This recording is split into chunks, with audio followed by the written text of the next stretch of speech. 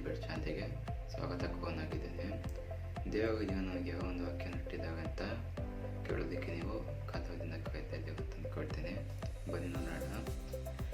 ರೋಮಾಪುರದವರಿಗೆ ಬರೆದ ಪತ್ರಿಕೆ 6ನೇ ಅಧ್ಯಾಯ 7ನೇ ವಾಕ್ಯ. ಸತ್ತವನು ಪಾಪದ ವಶದಿಂದ ಬಿಡುಗಡೆ ಹೊಂದಿದ್ದಾನಷ್ಟೇ. ನೋಡಿ, ಈ ಒಂದು ವಾಕ್ಯ ಏನು ಹೇಳುತ್ತೆ?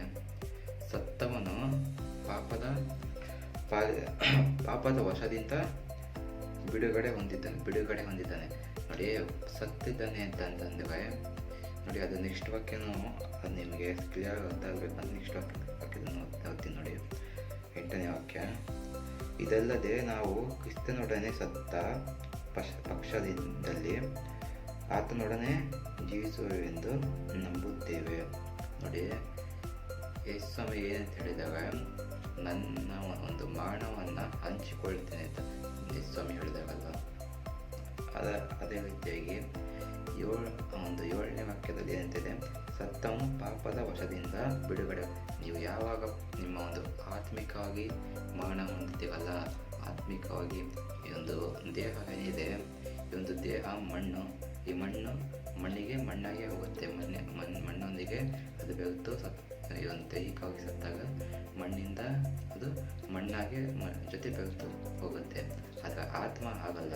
ನೀವು ಯಾವಾಗ ನಿಮ್ಮ ಒಂದು ಜೀವಿತವನ್ನು ಜೀವಿಸುವಂಥ ದೇವರೊಂದಿಗೆ ನೀವು ಹಂಚಿಕೊಳ್ತೇವೋ, ಆಗ ನಿಮ್ಮಲ್ಲಿರುವಂಥ ಒಂದು ಆತ್ಮ ಏನಿದೆ, ಆ ಒಂದು ಆತ್ಮವನ್ನು ದೇವರು ಇನ್ನೂ ದೇವರೊಂದಿಗೆ ಒಂದು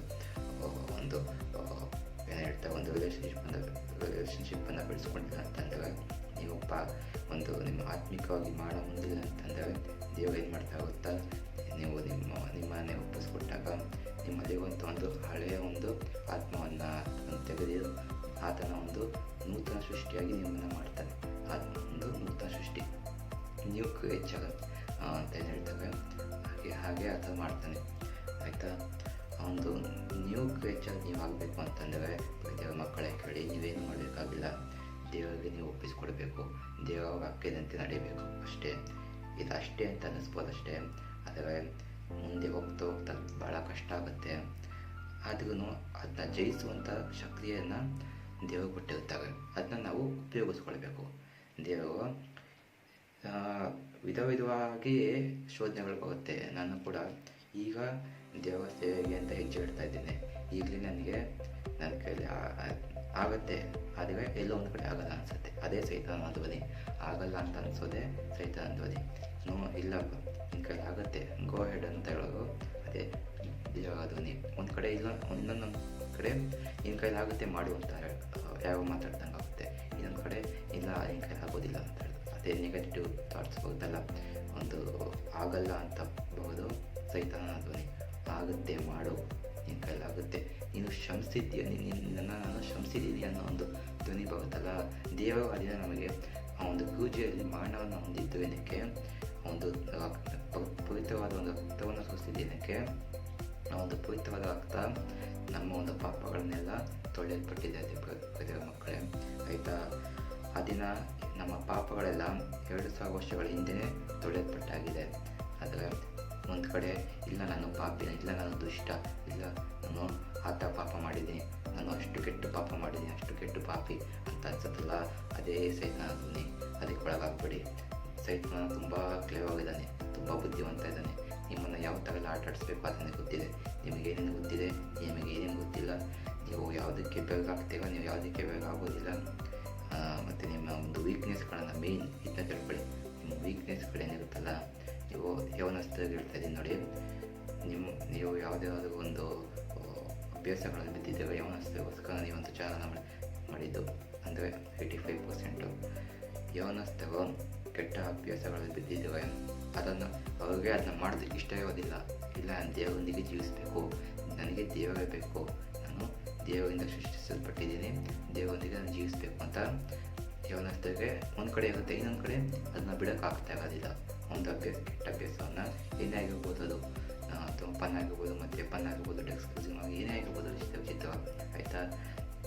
ಅದೆಲ್ಲ ಮಾಡೋದಕ್ಕೆ ಇಷ್ಟ ಇರೋದಿಲ್ಲ. ಆದರೆ ಒಂದು ಕಡೆ ಬಿಡೋಕ್ಕಾಗ್ತಾ ಇಲ್ಲ, ಅದನ್ನ ಇಟ್ಕೊಳ್ಳೋಕ್ಕೂ ಆಗ್ತಾ ಹಾಗಾಗ್ತಿರುತ್ತೆ. ಅದಕ್ಕೆ ನೀವು ನೀವೇನು ಮಾಡಬೇಕಾಗಿಲ್ಲ. ನಿಮ್ಮನ್ನು ನೀವು ಪವಿತ್ರಾತ್ಮದಲ್ಲಿ ಒಪ್ಪಿಸ್ಕೊಟ್ಬಿಡಿ. ಪವಿತ್ರಾತ್ಮದಲ್ಲಿ ತುಂಬಲ್ಪಟ್ಟು ದೇವವಾಕ್ಯ ಏನು ಹೇಳ್ತೇವೆ ಗೊತ್ತಾ? ಮದ್ಯಪಾನ ಮಾಡಿ ಮತ್ತೆ ಆಗಬೇಡಿಗೆ, ಪವಿತ್ರಾತ್ಮದಲ್ಲಿ ತುಂಬಲ್ಪಟ್ಟು ಆನಂದಿಸಿರಿ ಅಂತ ದೇವವಾಕ್ಯ ಹೇಳುತ್ತೆ. ನೀವು ಆ ಒಂದು ಕ್ರಿಯೆಗಳಲ್ಲಿ ಆನಂದ ಅದೆಲ್ಲ ಕ್ಷಣಿಕಾಗಿದೆ. ಆದರೆ ದೇವರಲ್ಲಿ ನೀವು ತುಂಬಲ್ಪಟ್ಟಾಗ, ದೇವ ಪವಿತ್ರಾತ್ಮದಲ್ಲಿ ನೀವು ತುಂಬಲ್ಪಟ್ಟಾಗ ದೇವರ ಮಕ್ಕಳೇ, ಆ ಒಂದು ಆನಂದವನ್ನು ನೀವು ದೈಹಿಕವಾಗಿ ನೀವು ಮಾಡೋವಂಥದ ಮೇಲೂ ಕೂಡ ಅದನ್ನು ಆನಂದಿಸ್ಬೋದು. ನಿಮಗೆ ಆ ಒಂದು ಆನಂದ ಬೇಕಾಗಿಲ್ಲ, ಈ ಲೌಕಿಕವಾದ ಆನಂದ ಬೇಕಾಗಿಲ್ಲ. ನಾನು ಇದನ್ನೆಲ್ಲ ದಾಟಿ ಬಂದಿದ್ದೀನಿ. ನಾನು ಎಲ್ಲ ಥರ ಒಂದು ಅಭ್ಯಾಸಗಳಲ್ಲಿದ್ದು ಎಲ್ಲ ಥರ ಅಭ್ಯಾಸಗಳನ್ನು ಮಾಡಿ ಬಿಟ್ಟು ಅದರಿಂದ ನಾನು ಅದರ ಒಂದು ಪ್ರಭಾವವನ್ನು ಅನುಭವಿಸಿ ಬಂದಿದ್ದೇನೆ. ಹಿಂದಿನ ವಿಡಿಯೋಗಳಲ್ಲಿ ಹೇಳಿದ್ದೆ, ಯಾವಾಗಲೂ ಮಣ್ಣಿಗೆ ಮಣ್ಣಾಗಿ ಹೋಗಬೇಕಿತ್ತು ನಾನು ಅವೆಲ್ಲ ನಂದು ಫೋಟೋಸ್ ಎಲ್ಲ ನಾನು ಇನ್ನೊಂದು ಶೇರ್ ಮಾಡ್ಕೊಳ್ತೀನಿ. ಹಿಂದಿನ ವಿಡಿಯೋಗಳಲ್ಲಿ ಹಾಕಿದ್ದೀನಿ. ಆ ವಿಡಿಯೋಗಳ ಒಂದು ಫೋಟೋಸ್ ಎಲ್ಲ 2 ತಿಂಗಳು ನಾನು ಕೋಮಾ ಸ್ಟೇಜಲ್ಲಿ ಇದ್ದಿದ್ದು, ದೇವರು ನನ್ನ ಎಬ್ಬಿಸಿದ್ದು ಅದೆಲ್ಲ ನಾನು ಫೋಟೋಸ್ ಎಲ್ಲ ಹಾಕಿದ್ದೀನಿ. ಬೇಕಾದ್ರೆ ನೀವು ಚೆಕ್ ಮಾಡ್ಕೊಳ್ಳಿ, ಆಯಿತಾ? ದೇವರು ನಿಮಗೂ ಕೂಡ ಅದ್ಭುತ ಮಾಡ್ತಾರೆ. ಏನು ಮಾಡಬೇಕಂತಂದರೆ ನೀವು ಇಷ್ಟೇ ನಿಮ್ಮನ್ನು ಒಪ್ಪಿಸ್ಕೊಡಿ. ನೀವು ಆತ್ಮಿಕವಾಗಿ ನೂತನ ಸೃಷ್ಟಿಯಾಗಿ ಆತನೊಂದಿಗೆ ಜೀವಿಸಿ ಸದಾಕಾಲ ಆತ ನಿಮ್ಮನ್ನು ರಕ್ಷಕನಾಗಿ ರಕ್ಷಣೆ ಮಾಡ್ತಾನೆ. ಮತ್ತು ಆತ ಜೀವಿಸುವಂಥ ದೇವರಾಗಿ ನಿಮ್ಮನ್ನು ಆಶೀರ್ವದಿಸ್ತಾನೆ. ಆತ ನಿಮ್ಮ ಸಹಾಯಕನಾಗಿ ನಿಮಗೆ ಸಹಾಯ ಮಾಡ್ತಾನೆ. ನಿಮ್ಮ ಒಬ್ಬ ಜೊತೆಗಾರನಾಗಿ ಸದಾಕಾಲ ನಿಮ್ಮೊಂದಿಗೆ ಜೊತೆಯಲ್ಲಿರ್ತಾನೆ. ಇದಕ್ಕಿಂತ ಒಳ್ಳೆಯ ದೇವ ನಿಮಗೆ ಬೇಕಾದ ದೇವ ಮಕ್ಕಳೇ. ಇನ್ನೊಂದು ದೇವರಿಲ್ಲ ಬಿಡಿ, ಎಲ್ಲ ಡೂಪ್ಲಿಕೇಟ್ಗೆ ದೇವರುಗಳು. ಅಥವಾ ಹಿಂದೂಯಿಸಮ್ ನೋಡಿದಾಗ ಕೋಟ್ಯಾಂತರ ಥರ ದೇವರಿದ್ದಾಗ ಹಾಗೆ ಅದೆಲ್ಲ ಡೂಪ್ಲಿಕೇಟ್ ಅದೆಲ್ಲ ಒಂದು ಕಲ್ಲು ವಿಗ್ರಹದಿಂದ ಏನು ಮಾಡ್ತಾರೆ, ಒಂದು ಕಲ್ಲನ್ನು ಸೃಷ್ಟಿ ಮಾಡಿದೆ ದೇವರು ಅಲ್ವಾ? ಕಲ್ಲಿಂದ ದೇವರನ್ನು ಮಾಡ್ತೀನಿ ಅಂತಂದರೆ ಹೆಂಗಾಗತ್ತೆ ಅಲ್ವಾ? ಲಾಜಿಕ್ ಬೇಕು, ತಲೆ ಇಲ್ಲ. ಅವೆಲ್ಲ ಕತ್ತಲೆಯ ಒಂದು ಜೀವಿತದಲ್ಲಿ ಜೀವಿಸ್ತಾ ಇದ್ದಾವೆ. ನೀವು ಕೂಡ ಕತ್ತಲೆಯ ಒಂದು ಜೀವಿತದಲ್ಲಿ ಜೀವಿಸ್ತಾ ಇದ್ದಾವೆ. ದೇವರಿಗೆ ಒಪ್ಪಿಸಿಕೊಡಿ. ನೂತನ ಸೃಷ್ಟಿಯಾಗಿ ದೇವರು ನಿಮ್ಮನ್ನು ಶ್ರಮಿಸ್ತಾರೆ. ನಿಮ್ಮ ಪಾಪಗಳನ್ನೆಲ್ಲ ಶ್ರಮಿಸ್ತವೆ. ನೀವು ಒಂದು ದೇಹ ಸ್ನಾನ ತಗೊಂಡಿದ್ದ ತಕ್ಷಣ ಅವರು ನೂತನ ಸೃಷ್ಟಿ ಆಗೋದಿಲ್ಲ. ಪೂರ್ಣ ಹೃದಯದಿಂದ ಅವರನ್ನು ದೇವರಿಗೆ ಒಪ್ಪಿಸಿಕೊಡಬೇಕು. ದೇವರಿಗೆ ನಿಮಗೋಸ್ಕರ ಜೀವಿಸೋದಾದರೂ ನಿಮ್ಮೊಂದಿಗೆ ಜೀವಿಸ್ತೀನಿ, ಮರಣ ಹೊಂದೋದಾದರೂ ನಿಮ್ಮೊಂದಿಗೆ ನಾನು ಮರಣ ಹೊಂದ್ತೇನೆ ಅಂತ ಒಪ್ಪಿಸಿಕೊಡಬೇಕು. ದೇವರಿಗೋಸ್ಕರ ಜೀವಿಸಬೇಕು, ದೇವರಿಗೋಸ್ಕರ ಮರಣ ಹೊಂದಬೇಕು. ಆಗ ಆತ ನಿಜವಾಗಲೂ ನೂತನ ಸೃಷ್ಟಿಯಾಗ್ತಾನೆ. ಆ ಒಂದು ಆನಂದದಲ್ಲಿರುವಂಥ ಒಂದು ಸಂತೋಷ ಇದೆಯಲ್ಲ, ಎರಡು ಸರಿಯಾಗುತ್ತೆ. ಒಂದು ಸೆಂಟೆನ್ಸ್ ಫಂಕ್ಷನ್ ಸರಿಯಾಗಿಲ್ಲ, ಕ್ಷಮಿಸಿ. ಆ ಒಂದು ಆನಂದ ನಿಮಗೆ ಟೆಂಪ್ರವರಿ ಅಲ್ಲ, ಕಂಪ್ಲೀಟಾಗಿ ಅದು ಪರ್ಮನೆಂಟಾಗಿ ಅದು ನಿಮ್ಮ ಜೀವಿತದಲ್ಲಿ ನೋಡಿ. ಇದಕ್ಕಿಂತ ಒಳ್ಳೆಯ ಒಂದು ಸೃಷ್ಟಿಕರ್ತೇನೆ, ಇದಕ್ಕಿಂತ ಒಳ್ಳೆಯ ಒಂದು ಜೀವಿಸುವಂಥ ದೇವ ನಿಮಗೆ ಸಿಗೋದಿಲ್ಲ. ಇದನ್ನೆಲ್ಲ ನೀವು ಒಪ್ತೀರಾ? ಈ ಒಂದು ವಾಕ್ಯವನ್ನು ನಂಬ್ತೀರಾ? ನೀವು ನಂಬದಾದ ನನ್ನೊಂದಿಗೆ ನೀವು ಕೈಗಳನ್ನು ಜೋಡಿಸಿ ಕಣ್ಣುಗಳನ್ನು ಮುಚ್ಚಿ ಪ್ರಾರ್ಥಿಸುವ.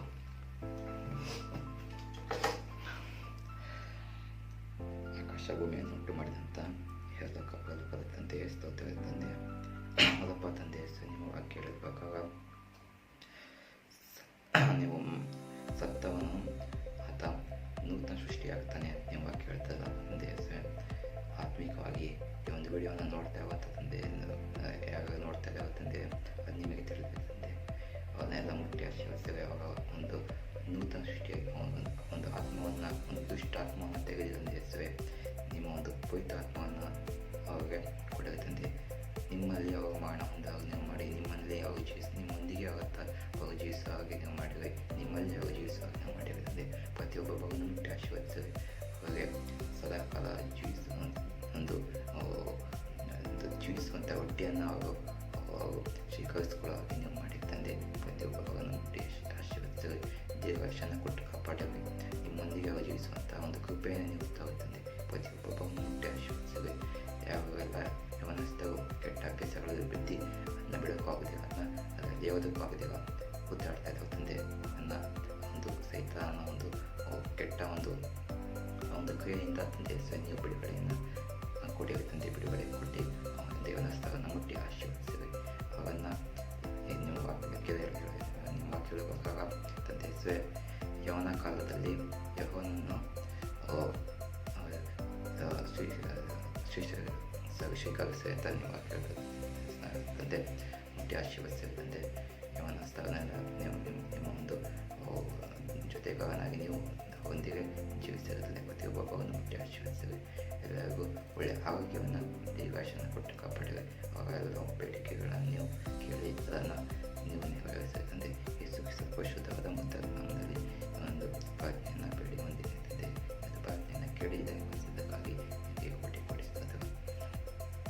ಯೇಸು ಕ್ರಿಸ್ತನು ವಿಕಸಿಸಿಕೊಟ್ಟಂಥ ಪ್ರಾರ್ಥನೆಯನ್ನು ನಾವು ಒಟ್ಟಾಗಿ ಕೇಳುವ. ಪರಲೋಕದಲ್ಲಿರುವ ನಮ್ಮ ತಂದೆ, ನಿಮ್ಮ ನಾಮ ಪರಿಶುದ್ಧ ಎಂದು ಎಣಿಸಲ್ಪಡಲಿ. ನಿಮ್ಮ ರಾಜ್ಯವು ಬರಲಿ. ನಿಮ್ಮ ಚಿತ್ತ ಪರಲೋಕದಲ್ಲಿ ನೆರವೇರಲಿ. ನಮ್ಮ ಮನೆಯ ಆಹಾರವನ್ನು ದಯಪಾಲಿಸಿಕೊಡಿರಿ. ನಮಗೆ ತಪ್ಪು ಮಾಡಿದವರನ್ನು ನಾವು ಕ್ಷಮಿಸಿದಂತೆ ನಮ್ಮ ತಪ್ಪುಗಳನ್ನು ಕ್ಷಮಿಸಿರಿ. ನಮ್ಮನ್ನು ಶೋಧನೆಗಳಿಗೆ ಸೇರಿಸಿದಂತೆ ಕೈಯಿಂದ ತಪ್ಪಿಸಿರಿ. ಯಾಕಂದರೆ ನಿಮ್ಮ ರಾಜ್ಯವು ಬಲ ಮಹಿಮೆ ಸದಾ ಕಾಲದಲ್ಲಿ ಸ್ವಾಮಿ. ಆಮೆನ್. ದೇವರು ನಿಮ್ಮನ್ನು ಆಶೀರ್ವದಿಸಿ ಇಷ್ಟು ನೀವು ದೇವರಿಗೋಸ್ಕರ ಕಾಲ ಕೊಟ್ಟಿದ್ದಕ್ಕೋಸ್ಕರ ನಿಮಗೆ ಒಂದು ಆಶೀರ್ವದಿಸನಾಗಿದ್ದೇನೆ. ಸಾರಿ, ವಂದನೆಗಳನ್ನು ತಿಳಿಸೋನಾಗಿದ್ದೇನೆ. ಸಾರಿ, ನಾನು ಸ್ವಲ್ಪ ಮಾತಾಡುವಾಗ ನೋಡಿ ಸ್ವಲ್ಪ ಸರಿ ಬರೋದಿಲ್ಲ, ಕ್ಷಮಿಸಿ. ಅದಕ್ಕೋಸ್ಕರ ಪ್ರಾರ್ಥನೆ ಮಾಡಿ. ನೀವು ಕೂಡ ಈ ಒಂದು ಚಾನಲ್ಗೋಸ್ಕರ ಪ್ರಾರ್ಥನೆ ಮಾಡಿ. ದಯವಿಟ್ಟು ಈ ಒಂದು ವೀಡಿಯೋನ ಎಷ್ಟು ಜನಕ್ಕಾಗುತ್ತೆ ಅಷ್ಟು ಜನಕ್ಕೆ ಶೇರ್ ಮಾಡಿ. ನನ್ನ ಕೈಲಿ ಎಷ್ಟಾಗುತ್ತೆ ಅಷ್ಟು ಪ್ರಯತ್ನ ನಾನು ಪಡ್ತಾ ಇದ್ದೀನಿ. ದೇವರನ್ನು ನಡೆಸ್ತಾ ನನಗೆ ನಂಬಿಕೆ ಇದೆ. ದೇವರು ನಿಮ್ಮನ್ನು ಕೂಡ ಆಶೀರ್ವದಿಸಲಿ. ನೀವು ಕೂಡ ದೇವರಿಗೋಸ್ಕರ ಸಮಯವನ್ನು ಕೊಡಿ.